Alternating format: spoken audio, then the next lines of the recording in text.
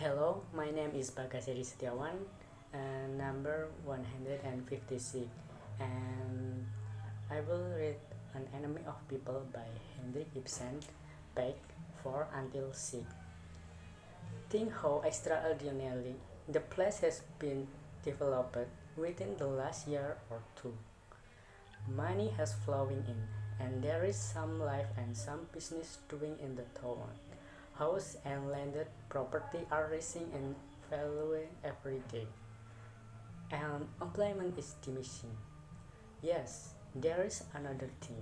The burden on the poor has been lightened to the great relief of propertied classes, and that relief will be even greater if only we get a really good summer this year, and a lot of visitors, plenty of invalid who will make the bed talk about. And there is a good prospect of that, I heard.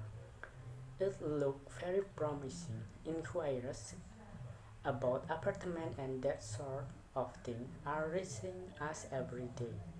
Well, the doctor article will come in suitably.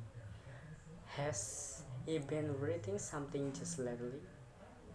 There is something he wrote in the winter, a recommendation of the bed, an account of excellent sanitary condition here, but I held the article over temporarily.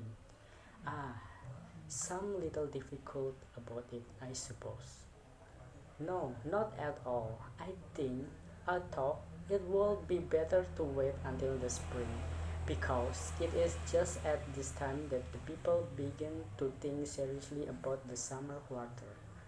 Quite right. You were perfectly right, Mr. Hofstad. Yes, Thomas.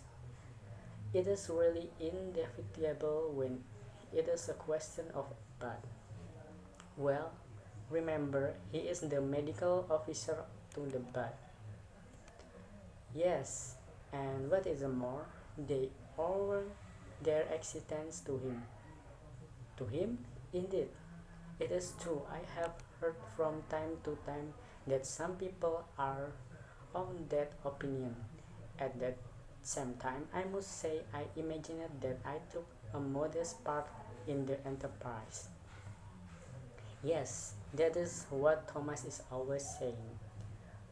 But who denies it, Mr. Stockman? You set the thing going and made a practical concern out of it. We all know that. I only mean that the idea of it comes first from the doctor. Oh, idea, yes. My brother has had plenty of them in his time, unfortunately. But when it is a question of putting an idea into practical set, you have to apply to a many to different methods, Mr. Hofstad. And I certainly should have thought that in this house at last. My dear Peter, how can you think that? When you go in and have something, Mr. Hofstad, my husband is sure to be back directly. Thank you. Perhaps just a morsel. It is curious thing that farmers son never seem to lose their want of tact. Surely it is not worth bothering about. Cannot you and Thomas share the credit as brother? I should have thought so, but apparently some people are not satisfied with a share. What a nonsense! You and Thomas get on so capitally together. There he is at last, I think. Look here. Here is another quest for you, Catherine. Is not that jolly? Come in. Captain Hoster, hang your coat up this peg. Ah, you don't wear an overcoat. Just think, Catherine. I met him in the street and could hardly persuade him to come up. Come along in, boys. They are ravenously hungry again, you know. Come along, Captain Horster. You must have slice of beef. But Thomas, don't you see? Oh, it is you, Peter.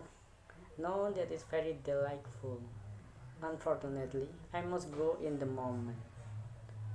Rubbish. There is some toddy just coming. You have not forget the toddy catering? Of course not. The water is boiling now. Toddy too. Yes, sit down and we will have it comfortably.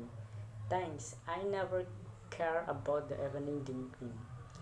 But this is not an evening drinking. It seems to me it is extraordinary how they can put away all the food.